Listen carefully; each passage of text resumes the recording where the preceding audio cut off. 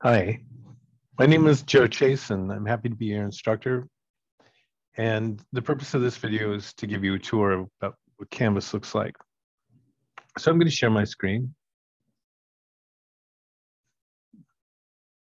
And for this purpose, we're going to take a look at Physics 2, but Physics 1 is very similar. So as we browse around, one of the first things you can think about, this PDF is going to have information about grading and how the course is structured. So please take a look at how to survive and thrive in online physics with JChase. I'll tell you a little bit of background about myself. So I've been teaching at CCV for 27 years, something like that. And so it's been a really nice part-time job for me, and I get to meet great people.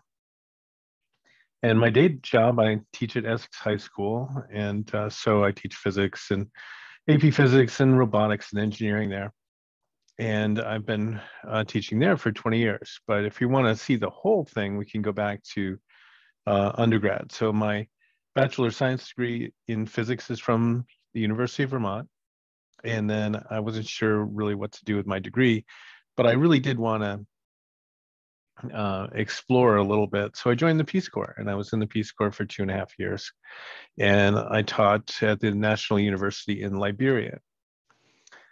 And when I came back, still not too sure what I wanted to do, but UVM offered me a job as a graduate teaching fellow. So I took that for 2 years and then earned my master's degree.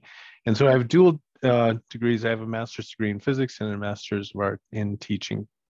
So I did try public school, and that really seemed like a great fit for me. So I spent quite a bit of time. But like I said, I've been doing CCV, and it's been a great way to meet students. And all of you have, some reason for taking physics, and almost all of them are really great.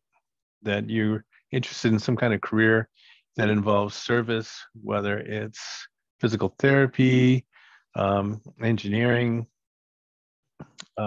veterinary school, med school, really noble and great causes. So it's my pleasure and honor to try and help you along your academic path. All right, well, let's take a little bit of a closer look. The student information survey is an opportunity for me to get to know you a little bit. And so it's a very short 2-minute survey, but it'll help me. And also I would like to try and arrange for some live Zoom meetings, but it's going to depend on what student availability is like too. Because sometimes it turns out to, be not that fair. If somebody's really, their only availability is like after 9 o'clock at night, and they never get a chance to go to some of these Zoom meetings. Sometimes it puts them at a big disadvantage. But that's what the student information, the last question is about. What time do you think would be good to do live help sessions?